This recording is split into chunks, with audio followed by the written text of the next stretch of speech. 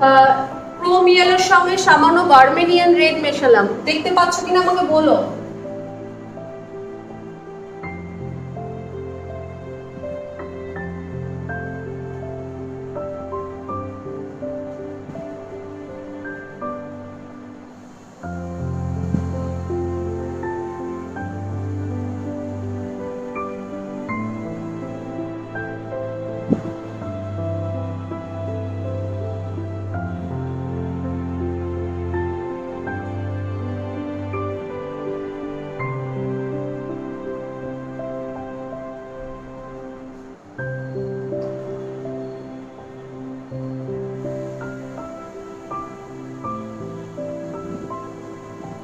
এবার আমি সামান্য গ্রিন দিয়ে, গ্রিন কালার স্যাপ গ্রিন,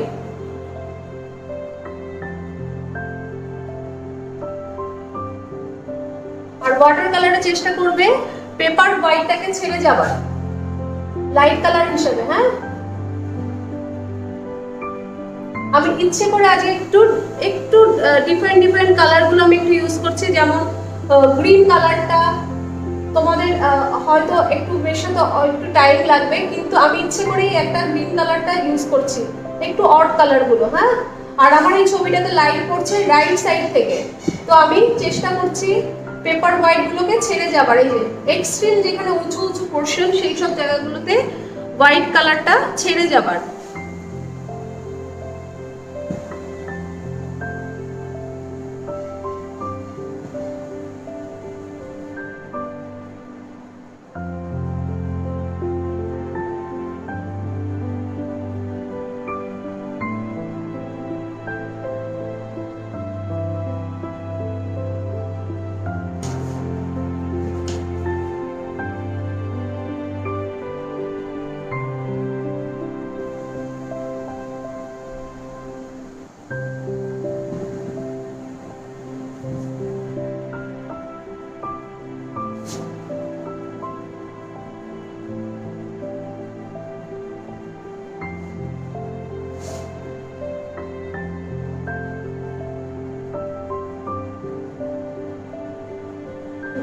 গলার তলটাকে ডার্ক দিতে হয়, তাহলে কি হয়, মুখটা উপরে উঠে আসবে।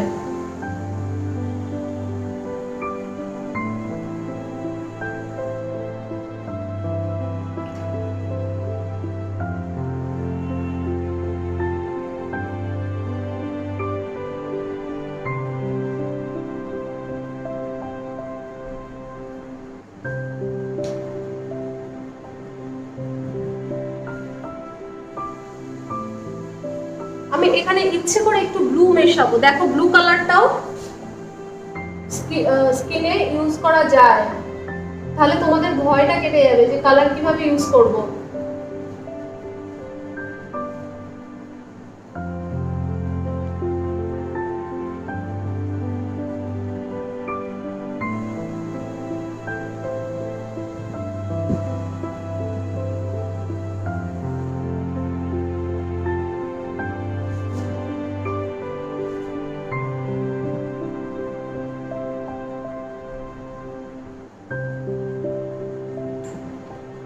এবার আমি সামান্য আল্টামেরিন ব্লু, তোমরা এগুলো সব তোমাদের কালারের গায়ে থেকে নামটা একটু দেখে নেবে। আল্টামেরিন ব্লু এর সঙ্গে সামান্য ক্রিমসন লেক, আল্টামেরিন ব্লু এর সঙ্গে ক্রিমসন লেক মেশালে একটা পার্পল কালার আসবে। পার্পল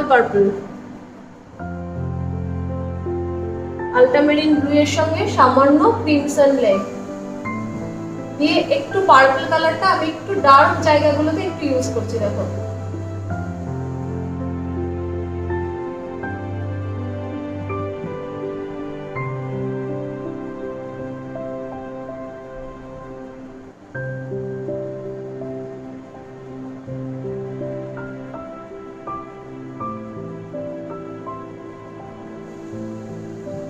যে অনেকেরই ভয় থাকে যে এই যে জল জল জল জল ছোপ পড়ে যাচ্ছে, মিশছে না, কি হবে, আমারটা দেখতে ভালো লাগছে না। ওয়াটার কালারে কিন্তু এই জিনিসটাই সব থেকে বেশি ভালো লাগে। এবার ওয়াটার কালার করার অনেক রকমের টেকনিক আছে, অনেক রকমের। কেউ একটু মিশিয়ে করতে পছন্দ করে।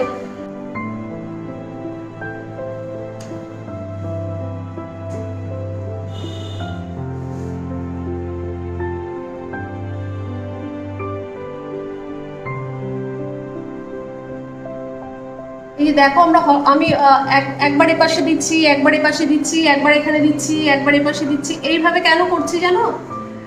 কেন কি আমি যেই কালারটা ইউজ করব, ধরো আমি এখানে একটা এক্সট্রা একটা রেড ইউজ করছি, তো সেই কালারটা যেন পুরো ফেসের মধ্যে যেন ব্যালেন্সটা হয়, এটাকে বলা হয় কালার ব্যালেন্স। এটা ভীষণ ইম্পর্টেন্ট যে আমি এক পাশে একটা রেড দিয়ে দিলাম, সেই রেডটা যেন অন্য পাশেও থাকে, দেখে যেন মনে হয় যেন অড না লাগে, চোখে যেন না লাগে যে হঠাৎ করে রেডটা কোথা থেকে এলো, ওই ব্যাপারটা যেন না থাকে। সেজন্য দেখবে একটু ভালো করে খেয়াল করো, আমি যখন কাজ করছি একবার যেই কালারটা আমি ব্রাশে নিচ্ছি সেই কালারটা আমি একবার এই পাশে একবার কোথাও সব পাশ মেনটেন করছি। হ্যাঁ, এই জিনিসটা কিন্তু ভীষণ দরকার, নয়তো কি হবে কালারগুলো এক পাশে বেশি হয়ে যাবে, কোথাও একটু কম পড়ে যাবে।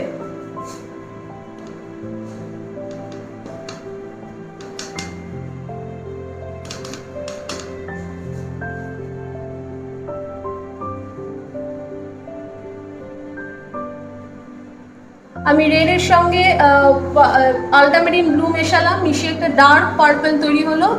এবার ডার্ক পার্পলটা দিয়ে আমি চুলের কালারটা করছি। হ্যাঁ, আমি কিন্তু ব্ল্যাক এখনো ইউজ করিনি।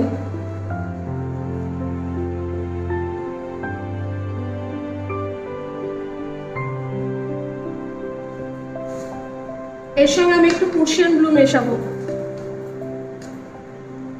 পার্সিয়ান ব্লুর সঙ্গে ক্রিমসন রেড, তাহলে কি হবে কালারটা একটু ডার্ক হবে। এখনো আমি ব্ল্যাক দিইনি।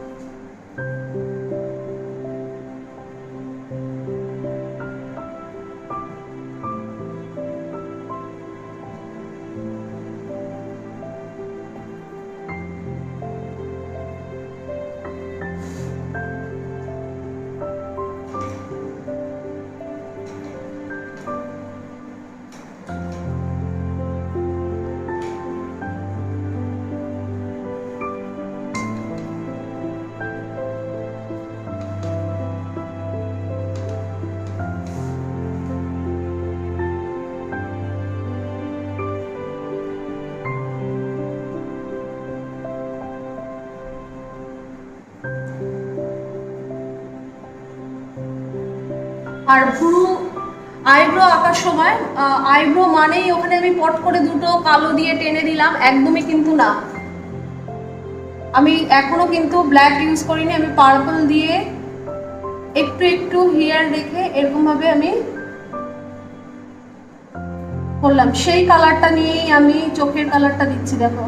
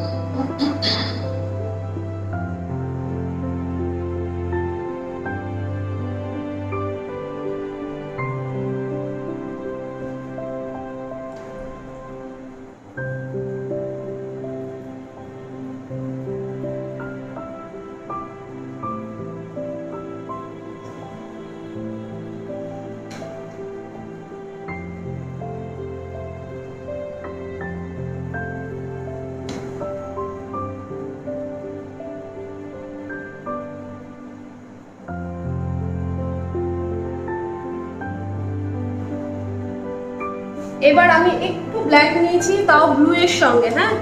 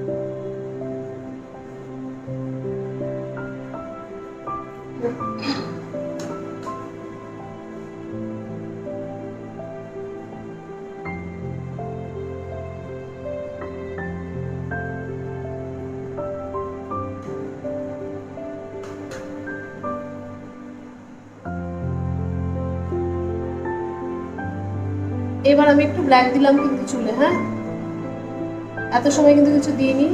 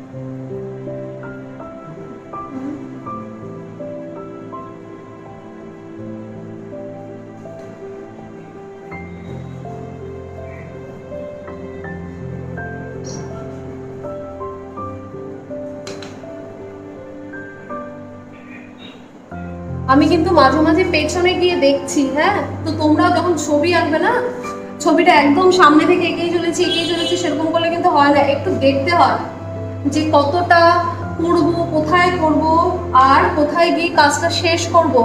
নয়তো করতেই থাকবো, এই টোন দেওয়ার আর শেষ নেই, হ্যাঁ? তো দিতে দিতে কিন্তু এমন একটা জায়গায় চলে আসবে সেটা অনেকটা হার্ড হয়ে যাবে। তো সেটা বুঝতে হবে তোমাকে, ছবিটা কোথায় গিয়ে শেষ করতে হবে আর কোথায় গিয়ে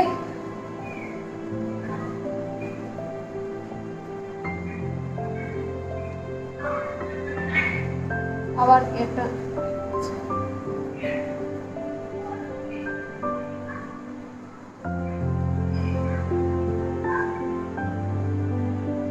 ঠিক আছে, শেষ। এর থেকে বেশি করলে এটা হার্ড হয়ে যাবে। আমি এটার ভিডিওটা আর ছবিটা সবটাই পাঠিয়ে দেবো। এখন তোমরা যতটা দেখতে পারলে ততটাই বোঝো। আর এবার বলো কার কি অসুবিধা হলো বুঝতে। আমি এখানে গ্রিন কেন দিলাম, হঠাৎ করে আমি একটা ব্যাকগ্রাউন্ডে গ্রিন কেন দিলাম বলো? কেন? আমি জানতাম ব্যাকগ্রাউন্ডে একটা গ্রিন দেব, আর সেজন্যই আমি স্ক্রিনে হালকা করে একটা গ্রিনের এফেক্ট রেখেছিলাম। মনে আছে প্রথমে যখন বললাম আমি কপালে রেড আর অরেঞ্জ ক্রোমিয়ালো দেবার পরে আমি বললাম আমি একটা গ্রিনের এফেক্ট দিচ্ছি এখন। তো গ্রিনের এফেক্টটা দিলাম এই কারণে আমি একটা ব্যাকগ্রাউন্ডে গ্রিন কালার চাপাবো বলেই আমি একটা ফেসে গ্রিন নিয়েছি। এবার কারো ব্যাকগ্রাউন্ড যদি ব্লু কালারের হয় তাহলে তার ফেসে অবশ্যই একটা গ্রিনের রিফ্লেকশন করবে।